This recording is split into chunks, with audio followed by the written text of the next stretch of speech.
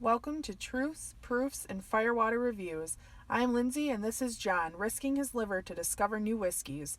We base our reviews on a 25-point scale, 5 points on the nose, 10 on the palate, 5 on the finish, and 5 points combined for the bottle and color of the juice. Now on to the review. This one's interesting. Yeah, it is. I gave it to you so I could learn more about it. Oh, so I'm your guinea pig. Yeah. Got it. I did taste it. It's not bad. It smells... I don't know. Let's hear your nose. Okay. How is the nose? So I had a tough time with the nose because there's a lot of things that I know you were giggling when you were reading my notes. Yeah. Because it was kind of weird. But I got a lot of like oddball stuff out of this one. This is and an odd whiskey. I don't know. It was weird. But like I get hit in the face with mint like right up front. Like fresh picked and sliced mint. Fresh like, leaf? Mint. Like... And kind of almost tobacco. Like almost like wintergreen skull. I don't know. It's weird. It's got a like oakiness to it though too that kind of tampers it down. I almost smell like... I don't know if it's like the oakiness and the tobacco, but I smell anise too.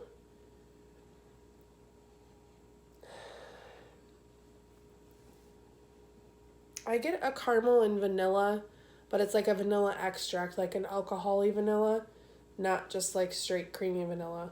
Okay.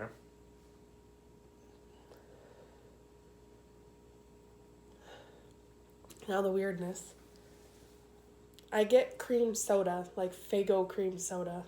If y'all ain't from Michigan, you don't understand, and I'm sorry. Like the clear one or Rock and Rye? Because they have two different ones. Rock and Rye is a cream soda. Oh, well, it's not Rock and Rye. Okay, so it's just the regular cream Yeah. soda.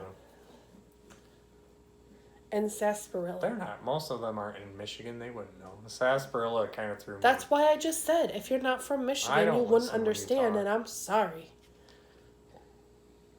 Faygo isn't a brand for Michigan.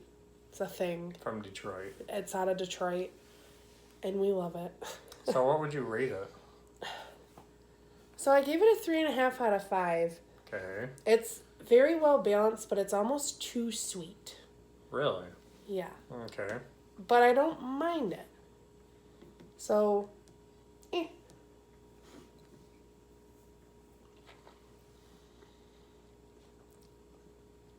And then there's the taste. Well, the taste isn't that great. The taste is...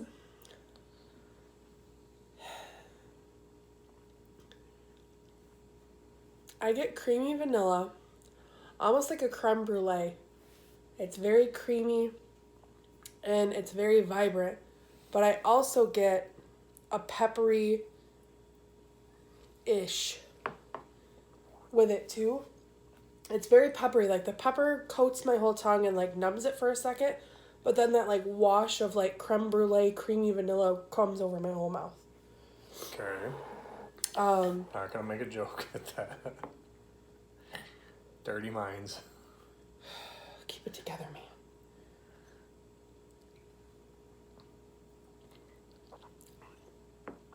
But honestly, that's really all I get out of it. I got your tobacco on the taste. I just tasted it. It's odd. It's different. Yeah. What would you rate it? I gave it a 6.5 out of 10. Because, Not I mean, excuse me. It's not the best thing I've ever had, but I really don't mind it. It's peppery, but it's very nice, that vanilla. I've never drank a whiskey that has that vanilla that's very predominant like that. Yeah. So that was kind of nice. Now the finish for me, I don't know about you, but it's very short. It's oaky, peppery, kind of rides through, and then that vanilla swamps it out, and then it's just gone for me. Like, I don't even taste it anymore. And, I mean, I'm not mad at it, but I'd like to taste it for a little bit. So I gave it a 3 out of 5 because it's pretty short, but it's in the same aspect as pretty pleasant, too. Okay. So, now how's the color?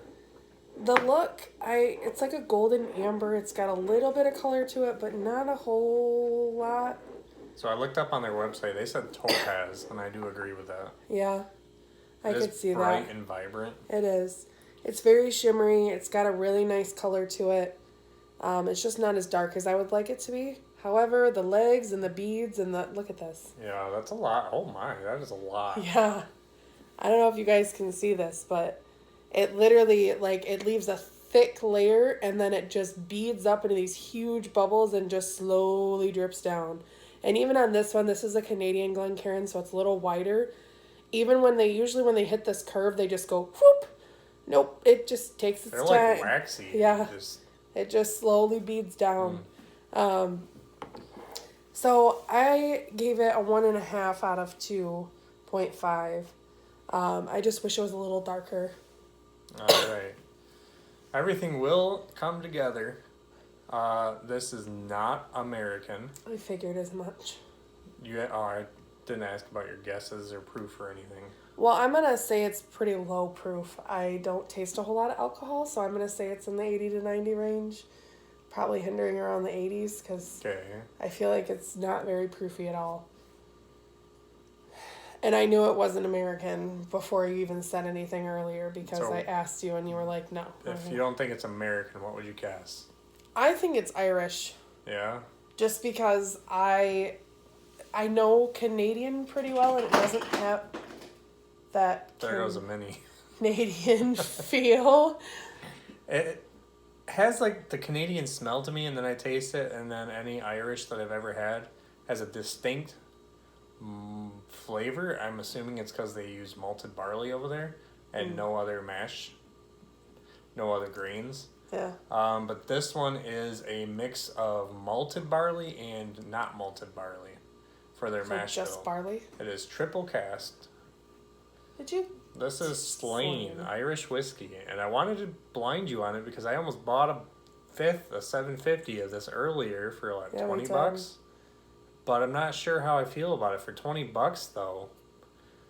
I feel like it's a good one to keep around. We might have to go back and get that. One of the better cheap Irish whiskeys I've had. The first Irish whiskey I ever had, John, look away. I won't to divulge his secrets, but he used to drink Jameson a lot. We used to have Jameson in the house all the time. It's a good mixer. And it was a very good mixer. And we have some here, and I mean, I don't mind it. We've tried the IPA and the stout and stuff. And they're all okay. Yeah, I'm a bourbon drinker, though, so. Yeah. So it's interesting, but it is nice. And Irish whiskey is smooth, but to me, it's just one-dimensional. It's very, singular. You can kind of tell. So you want to rate the bottle? Well, we saw the big bottle, and it literally looks just like this. It was black, wasn't it? It was black. So it was all black glass, and then it just has this. You want to show it close up to the camera? It's not terrible. I mean, it's not the worst looking bottle I've ever seen, but it isn't anything special. So, I'm going to say I'd give the bottle a 1.5. Okay, and what was the color? 1.5. And what was the finish? 3. Palate? 6.5. And nose? 3.5. 64, which I think that's pretty accurate. I would say for that's a accurate. $20 bottle. That's not bad at all. So, I would not mind keeping this around. I looked it up and I was kind of surprised that Brown-Forman owns this and restored a castle or something like that to bring this whiskey to life. It is triple casked with virgin oak, seasoned oak, and then Oloroso sherry casks. Did you say that 3 times fast? No. Oh, okay. That's the same one that there's got to be different brands.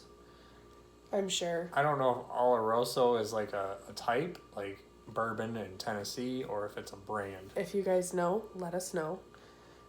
We're not. So it's got that virgin oak. It's got that seasoned oak. So that is perfected by Brown-Forman. They have their own cooperage, and they are very well known for having very good wood for Woodford Reserve and everything, and Old Forester and Jack Daniels. Right.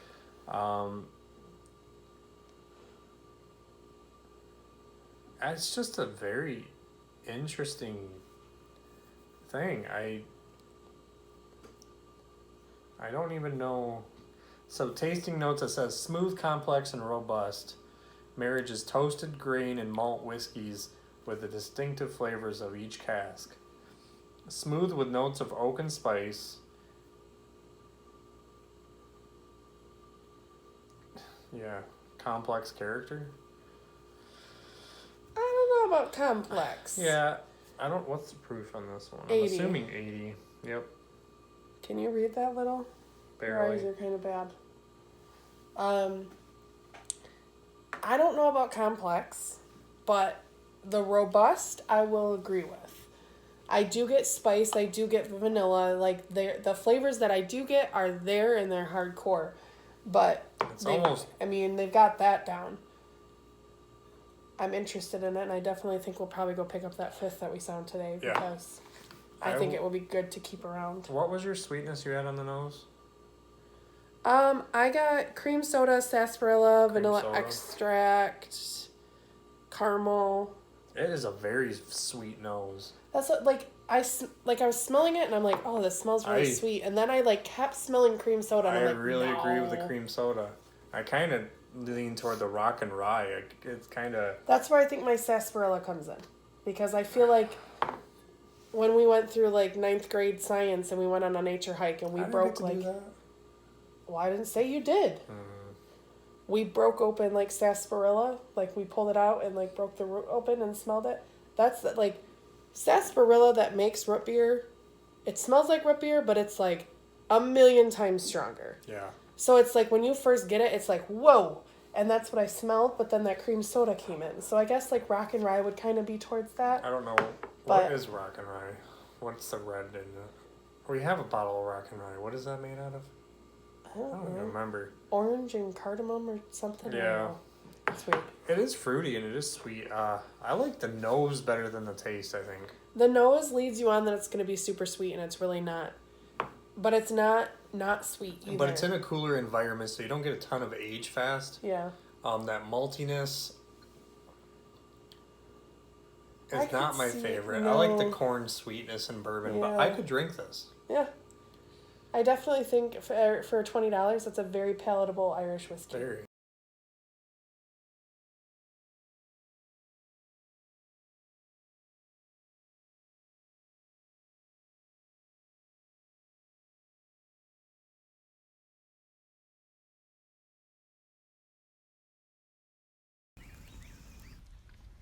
So that wraps up this review. Leave a comment if you have tried this whiskey and let us know what you thought. Please like and share to social media, subscribe to our channel, and don't forget to leave a suggestion for our next review. Thanks for watching.